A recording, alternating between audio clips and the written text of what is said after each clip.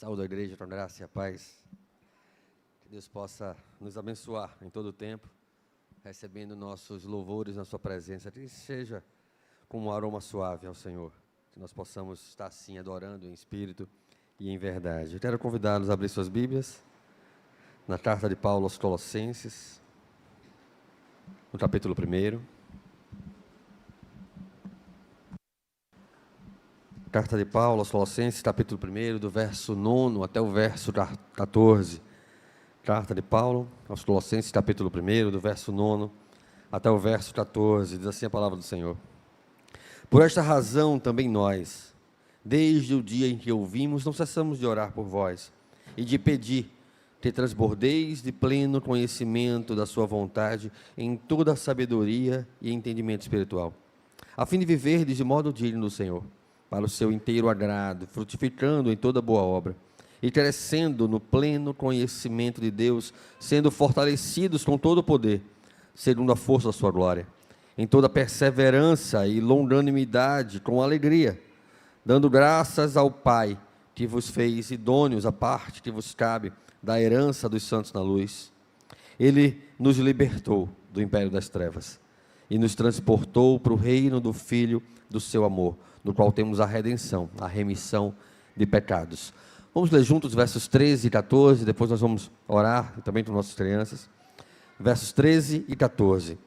Ele nos libertou do império das trevas e nos transportou para o reino do Filho do seu amor, no qual temos a redenção, a remissão dos pecados. Amém. Até aqui.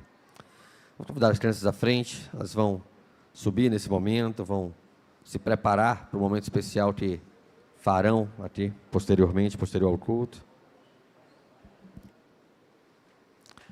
Vamos fechar nossos olhos, vamos orar ao Senhor, vamos agradecer ao Senhor pelo dia, pelo privilégio de estarmos aqui para aprender dEle. Senhor Deus, Pai Todo-Poderoso, nós nos colocamos diante do Senhor, certos de que não somos nada sem o Senhor, nem merecedores do Teu amor. Mas o Senhor nos encontrou, o Senhor nos aproximou quando estávamos perdidos. Seríamos o nosso coração como ovelhas que não têm pastor, mas o Senhor nos tem pastoreado e nos tem dado da Tua palavra. Louvado seja o Teu nome pelo privilégio de podermos estar assentados diante da Tua palavra. Que nós possamos aprender dela, que nós possamos apreendê-la em nossos corações. Que nós possamos viver por ela como regra de fé, mas de prática em nossas vidas, para a glória do Teu nome, para que a nossa vida seja um culto racional na Tua presença, que as nossas atitudes, os nossos corpos sejam oferecidos a Ti em santidade, que progressivamente possamos refletir o caráter de Cristo em nós, para que possamos viver de modo que a nossa vida prática corresponda àquilo que a Tua palavra nos instrui, que a Tua palavra nos revela, que a Tua palavra nos molda. Assim nós Te louvamos e adoramos em nome de Jesus. Amém. Amém.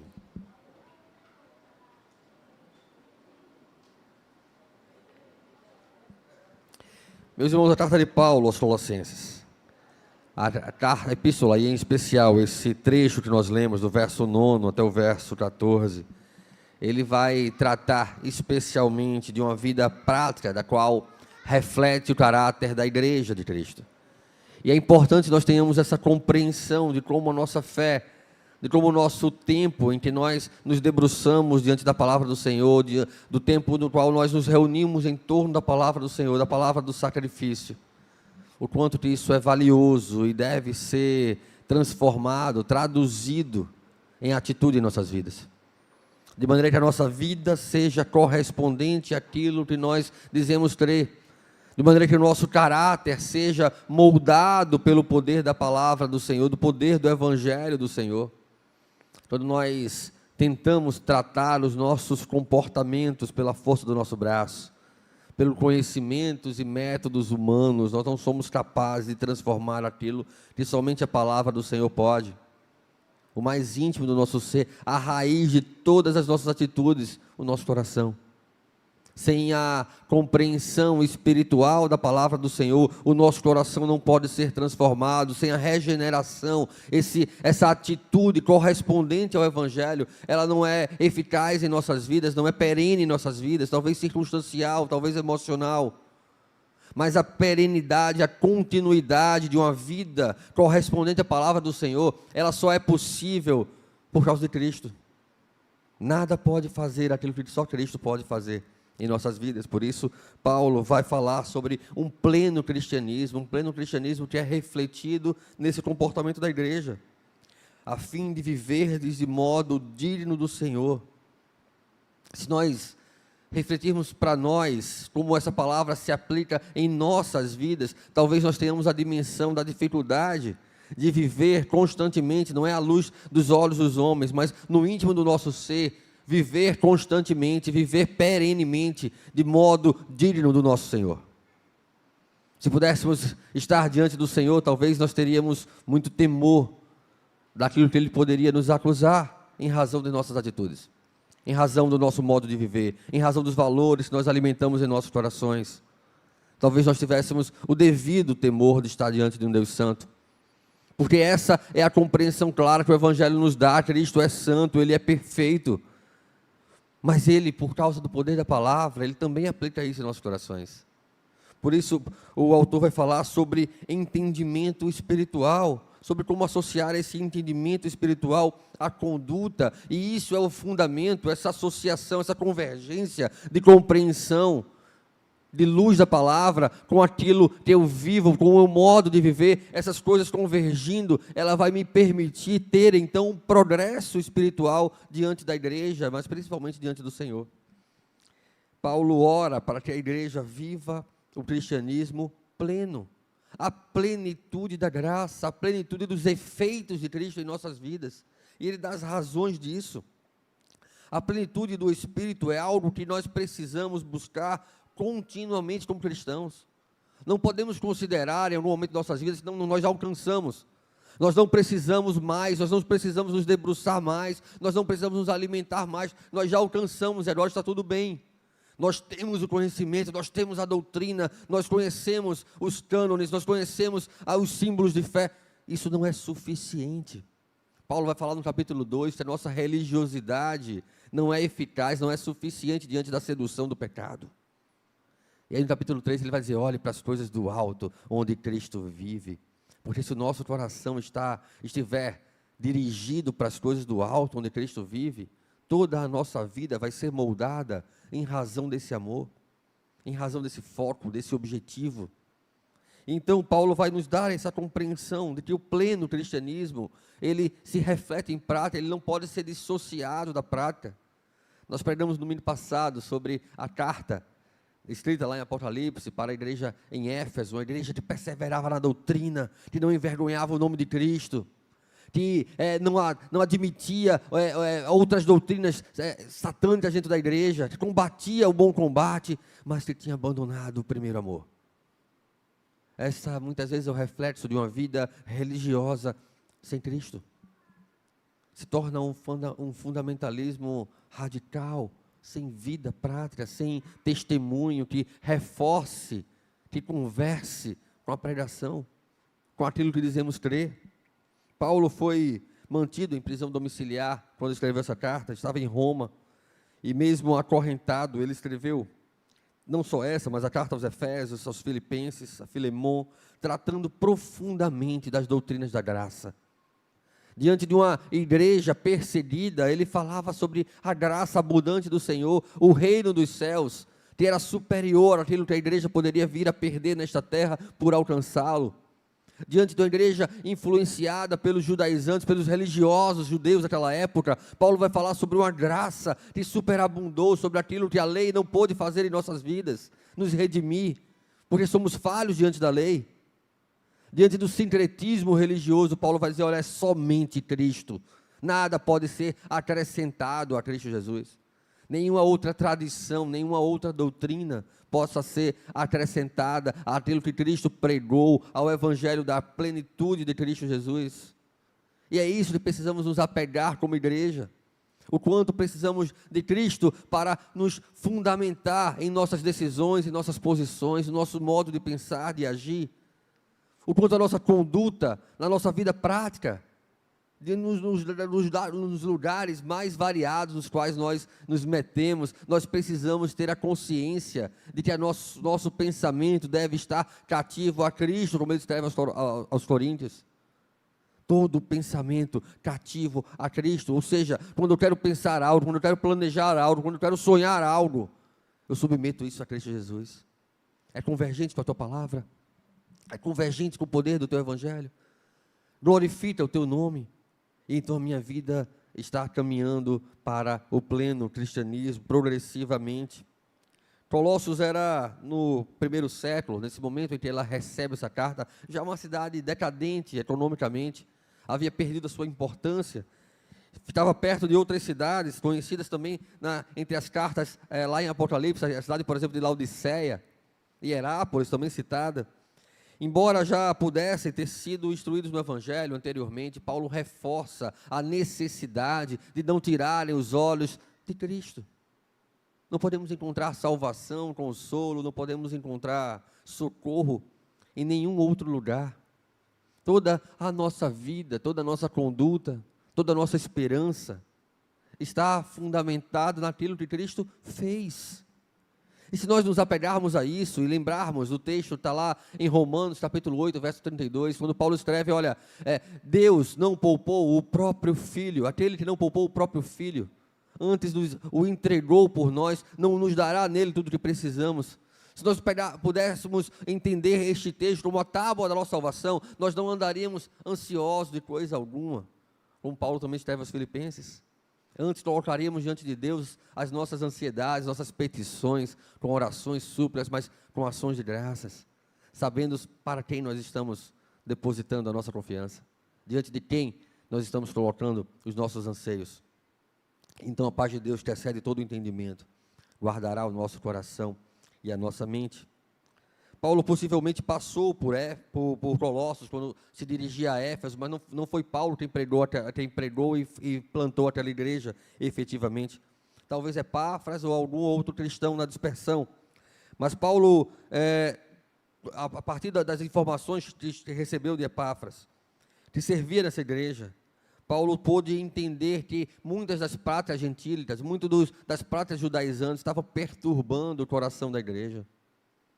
Quando nós nos esquecemos de Cristo, quando nós começamos a fundamentar a nossa religião a partir de nossas próprias tradições, a parte das Escrituras, sem nos debruçar nas Escrituras, nós começamos a pensar que a nossa tradição é melhor que a do outro, que o nosso método é melhor que o do outro. Cristo foi sendo diminuído e a nossa prática religiosa foi então se ensoberbecendo, assumindo uma altivez diante da graça simples e genuína que o Evangelho nos prega. Então nós nos perdemos, então nós nos dividimos, então nós nos queixamos, porque fulano não é como eu, ciclano não faz o que eu faço. Meus irmãos, o Evangelho da graça, pregado àquela igreja, é o mesmo pregado a nós hoje. A heresia que perturbava o coração daquela igreja, talvez com outros moldes, mas não é diferente de tudo que nós vivemos hoje, com o secularismo diante de nós, com o pragmatismo. Tem quantas igrejas estão se moldando ao mundo para se tornar atraentes ao mundo? Quantas igrejas estão assumindo métodos humanos para atrair corações carnais para dentro das igrejas, para encher os seus templos?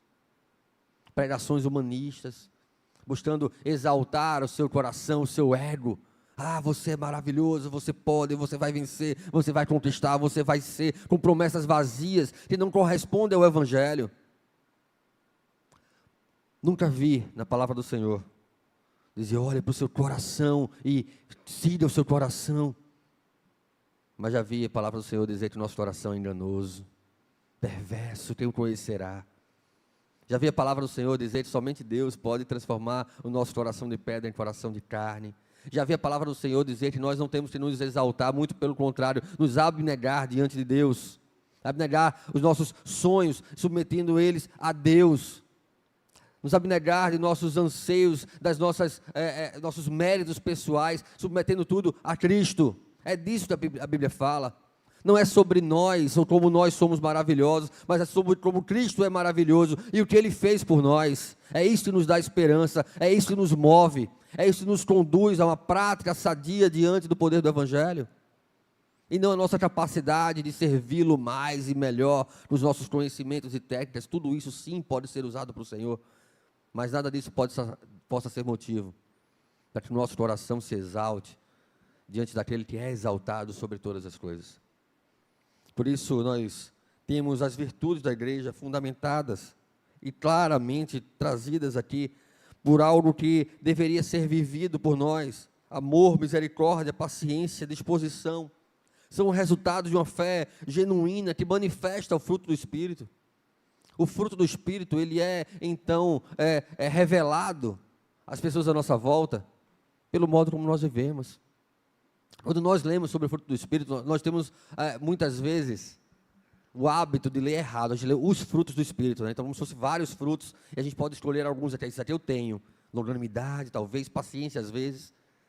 É o fruto do Espírito que se desdobra em todas aquelas características. Eu não posso escolher umas, eu tenho que refletir todas. Eu tenho que buscar que a minha vida possa refletir a todas aquelas características do Senhor. Para que o nosso coração reflita o caráter de Cristo. Para que o nosso coração seja, então, revelado como um coração transformado pelo Evangelho da graça. E a graça é em compreendermos a nossa pequenez, compreendermos o quanto não somos nada diante do Senhor, o quanto carecemos da glória do Senhor.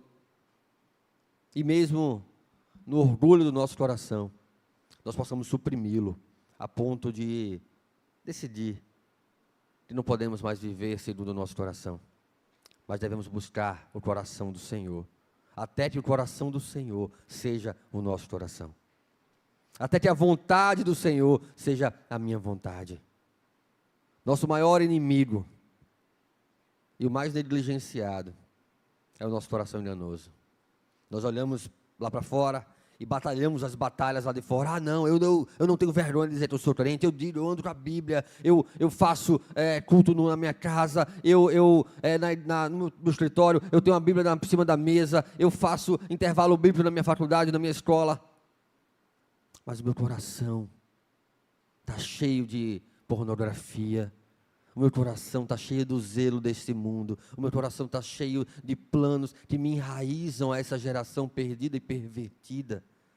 Então lá no meu coração, eu não sou digno de uma vida vivida diante do Senhor. E não preciso tratar o meu coração. Não é aquilo que é exterior, mas é o quanto que o exterior reflete aquilo que, de fato, eu tenho alimentado, nutrido no íntimo do meu ser. Há um paralelismo proposital entre as virtudes da igreja, colocadas por Paulo aqui, a qual ele agradece a Deus também lá em Tessalônica. Então há uma conexão importante aqui. Elas são parte de uma súplica para que a igreja continue a progredir ainda mais. Versos 3 vai dizer: damos sempre graças a Deus, Pai de nosso Senhor Jesus Cristo, quando oramos por vós. No verso 9 vai dizer: por esta razão também nós, desde o dia que ouvimos, não cessamos de orar por vós e de pedir que transbordeis do pleno conhecimento da sua vontade. O verso 8 vai dizer: o qual também nos relatou do nosso amor no Espírito. A segunda parte do verso 9 vai dizer: em toda sabedoria e entendimento espiritual. O verso 6 vai falar que chegou a nós, como também em todo o mundo, está produzindo fruto e crescendo. E aí no verso 10 ele traz: a fim de viverdes de modo digno do Senhor, para o seu inteiro agrado, frutificando em toda boa obra e crescendo no pleno conhecimento de Deus. Percebam, eles já são, mas ainda não. Já existem características importantes nessa igreja, mas ainda não plenamente, ainda não de uma maneira que elas possam dizer: já cheguei lá, já alcancei o objetivo. Não, devem continuar progredindo, continuar crescendo. Nós oramos por vocês, dando sempre graças, quando ouvimos falar de vocês, e por essa razão nós continuamos orando. Vocês já têm visto que tem sido relatado a respeito do amor de vocês no Espírito, mas olha, preciso continuar buscando sabedoria e entendimento espiritual. Chegou a nós e a todo mundo a notícia dos frutos de vocês, mas olha, permaneçam buscando o Senhor, o seu inteiro agrado, permaneçam frutificando em toda boa obra. Essa é a realidade da igreja, não basta. Talvez nós tenhamos a imagem de uma igreja viva, talvez nós tenhamos a imagem de um crente vivo, ativo na igreja, mas ainda não é suficiente, ainda não basta.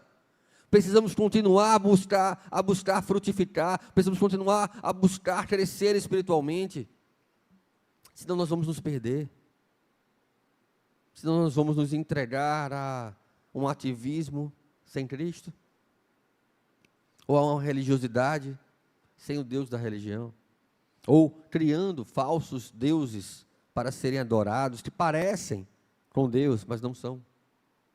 A religiosidade sem Cristo, ela faz isso, ela torna a graça barata, ela faz com que nós pensemos que a nossa ideia de Deus, que construímos a parte das Escrituras, que construímos a partir daquilo que nós achamos que deveria ser, é o Deus verdadeiro e não é. E o nosso coração vai sendo separado, não para Cristo, mas separado de Deus por causa dos nossos próprios pecados e enganos do coração. Nós fomos separados para o pleno conhecimento, para o pleno cristianismo. A supremacia e o senhorio de Cristo, elas são pregadas nos versos 15 ao verso 19. Cristo é, então, apresentado como o reconciliador da igreja, dos versos 20 ao verso 23. A oração de Paulo aos Colossenses vai sugerir que nós deveríamos buscar, sim, um conhecimento superior, mas não um conhecimento superior à luz do mundo, um conhecimento superior fundamentado nas Escrituras. Esse conhecimento superior, não diferente de tudo aquilo que nós pensamos e objetivamos alcançar em nossas vidas, ele só pode ser alcançado com dedicação, com energia, com esforço, mas com suporte e apoio espiritual, através do Espírito Santo. Precisamos de tempo diante das Escrituras. Precisamos de tempo de oração, ou nossas vidas vão ser fragilizadas diante de um secularismo que cresce, diante de uma geração perversa que se levanta contra o conhecimento do Senhor, e não vamos ter respostas para dar a razão da nossa fé. Então nos perderemos em nossos maus caminhos, para longe do Deus vivo. Versos 9 e 10, volta os olhos para o texto.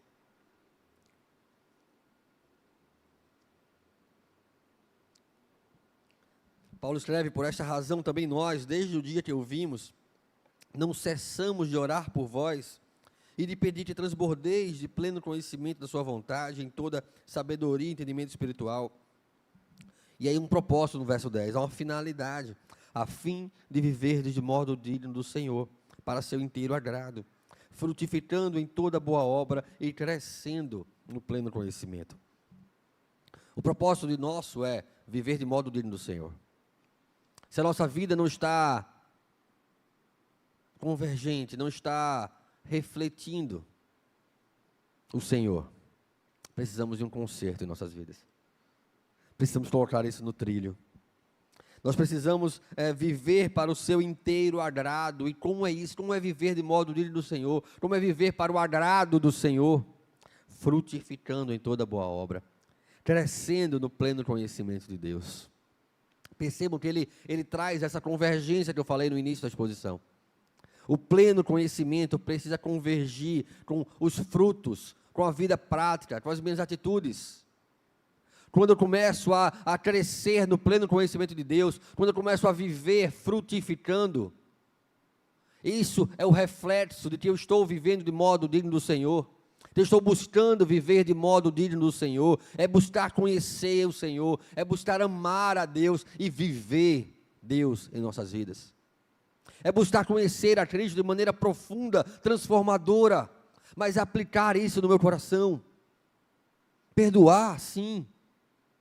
Amar, sim. Reconciliar, sim. De modo digno do Senhor. Decidir, fundamentado na palavra do Senhor, construir valores para minha casa, para minha vida, para minha família, fundamentados na palavra do Senhor.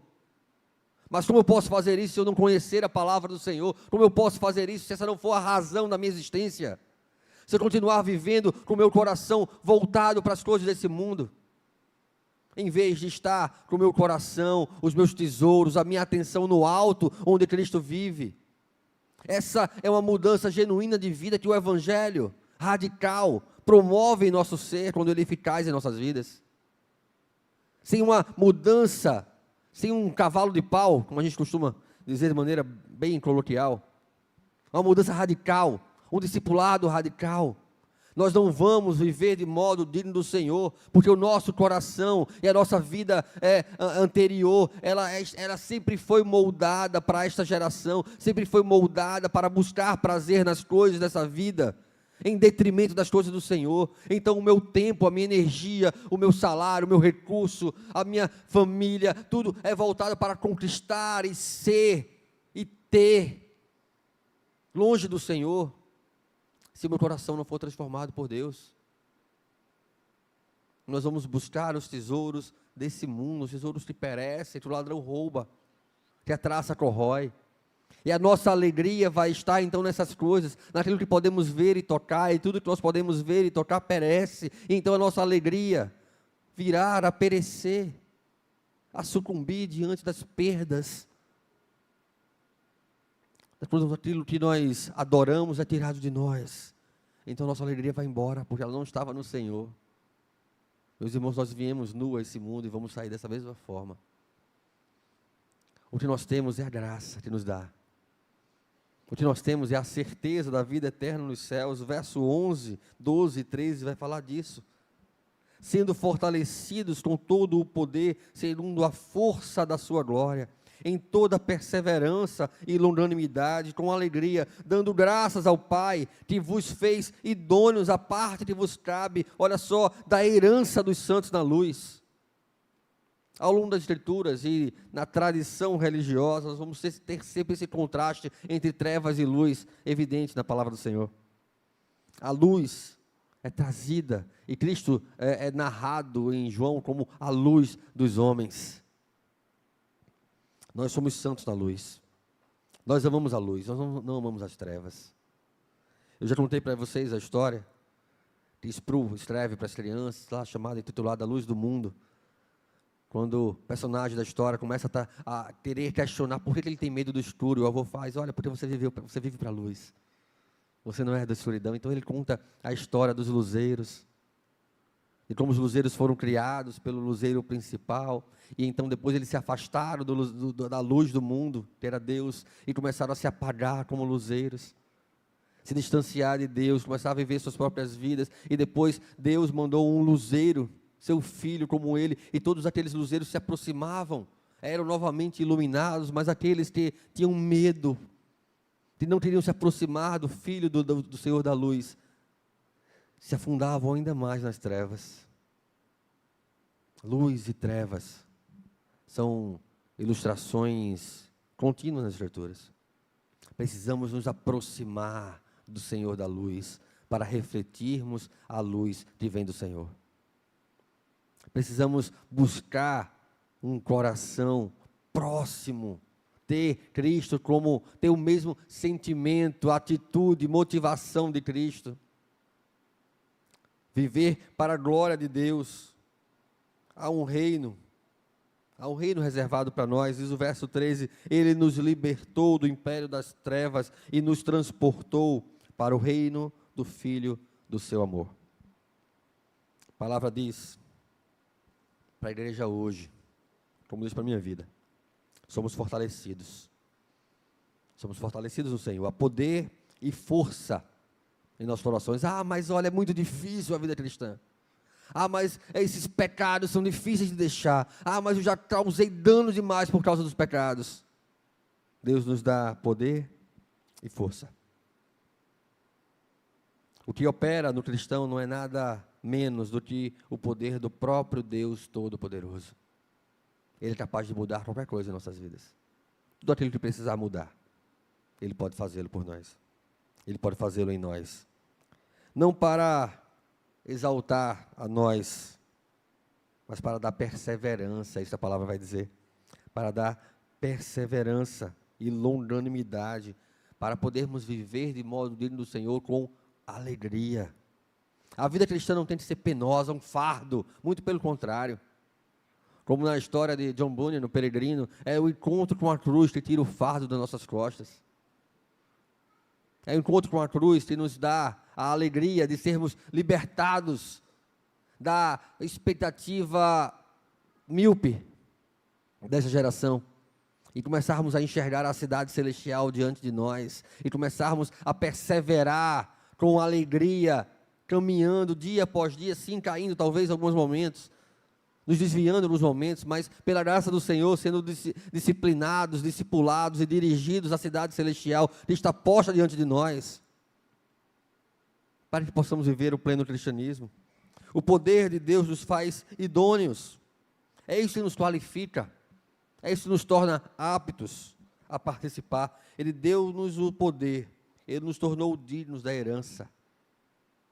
Nós não merecíamos, nós éramos pecadores, e ainda pecamos, mas Ele nos amou mesmo assim, e entregou seu próprio Filho por nós. A graça do Senhor então abunda sobre a multidão dos nossos pecados. Isso nos é alegria, porque Ele nos reconcilia com Deus. O nosso pecado nos afasta, nos faz odiosos do Senhor, inimigos do Senhor. Cristo nos reconcilia, e essa reconciliação é a viva esperança da herança que temos com Cristo. Então nós podemos viver de modo diferente dessa geração. João capítulo 8, verso 2, vai dizer, de novo, lhes falava Jesus dizendo, eu sou a luz do mundo, quem me segue não andará nas trevas, pelo contrário, terá a luz da vida. Se pensarmos sobre os males, os maus pensamentos, os maus dias que nós temos, eles não se relacionam com a luz. A ansiedade, a impaciência é resultado das trevas que obscurecem a nossa vista acerca do futuro, acerca das coisas. E quando deixamos de ver Deus sentado no seu alto e sublime trono, e me vem claramente essa imagem, quando eu leio Isaías 6, ali, Isaías triste, voltando, triste do funeral de um rei que havia sido bom, que havia derrubado altares a outros deuses naquele meio daquele povo, que havia trazido de volta o culto genuíno, aquele rei morreu. Talvez Isaías ali, com a sua esperança comprometida, ele vê que Deus continua reinando. Em todas as circunstâncias, Deus continua reinando. Então ele vê Deus assentado no seu alto e sublime trono. Ah, sim, o rei humano morreu, mas eu continuo no trono, eu continuo governando, eu continuo sobre todas as coisas. Paulo está pondo em contraste o reino da luz com o presente século, a esfera do mal, a autoridade do mal, das trevas, em contraste com o poder de um Deus que continua reinando. Há uma frase de Charles Hodge, comentando sobre esse texto e essa referência, desse transportar do império das trevas para o reino do Filho do seu amor. Ele vai dizer, desde a eternidade, diz Hodge, todo o esquema da redenção, com todos os seus pormenores, e incluindo todos os seus resultados, estava formulado completamente na mente de Deus. Sucede então que tudo é certo e seguro, nós podemos nos apegar a essa confiança. A esperança da vida eterna é certa e segura, diz Hodge, e ele continua. Não há nenhuma possibilidade de fracasso ou de mudança do propósito de Deus. A eternidade do propósito de Deus é, portanto, um forte fundamento de confiança e fortalecedor da consolação. Deve nos consolar, deve nos fortalecer, deve nos dirigir, saber que Deus está sobre todas as coisas, governando no seu alto e sublime trono. Nada pode tirar Deus do seu trono, nada pode mudar a sua vontade, nada pode mudar os seus planos. Ele prometeu e Ele fará. Ele descreve as suas promessas e nos entrega por causa do seu amor. É disso que trata a maravilhosa graça do Senhor, no qual nós temos a redenção, a remissão de pecados. Meus irmãos, eu queria que nós pudéssemos guardar pelo menos 3 tarefas e refletir como executá-las. A primeira delas é que nós devemos transbordar do pleno conhecimento de Deus. Nós devemos buscar o Senhor. Quando a vida está muito tranquila, nós somos tentados a nos acomodar, a viver um cristianismo mais frouxo. Mas eu os convido a transbordar do pleno conhecimento da vontade de Deus, a buscar a vontade do Senhor, a conhecer plenamente a vontade do Senhor revelada na sua palavra. E aí você decide como vai fazer isso. Se uma leitura diária da Escritura, se um momento devocional com mais profundidade, com mais intensidade, com mais tempo, com mais frequência, devemos transbordar do pleno conhecimento do Senhor. Depois, segunda ação que eu gostaria que pudéssemos refletir como executá-las, é que nós precisamos crescer nas virtudes cristãs para nos livrarmos dos perigos desse mundo. O que é crescer nas virtudes cristãs? Nós precisamos compreender o que a Bíblia exige de nós, qual é a régua, qual é o padrão, e buscar crescer nele, e buscar refleti-lo. Isso envolve uma série de comportamentos que precisam ser mudados em nossas vidas. Às vezes, controle do nosso temperamento iracundo. Às vezes, controle de nossas respostas evasivas diante dos conflitos. Não, eu preciso enfrentar, eu preciso tratar. Como isso é difícil muitas vezes. Ninguém quer entrar em conflito, ninguém quer viver em conflito. Então nós damos respostas evasivas, nós nos fugimos, nós empurramos as coisas com a barriga. Talvez nós precisemos mudar essas coisas para vivermos as virtudes da vida cristã. E segundo, nós devemos buscar as Escrituras como exploradores, não como turistas. Sim, é muito bom que nós tenhamos frequência e profundidade em nossos devocionais, como exploradores, querendo conhecer aquilo que nós não conhecemos ainda.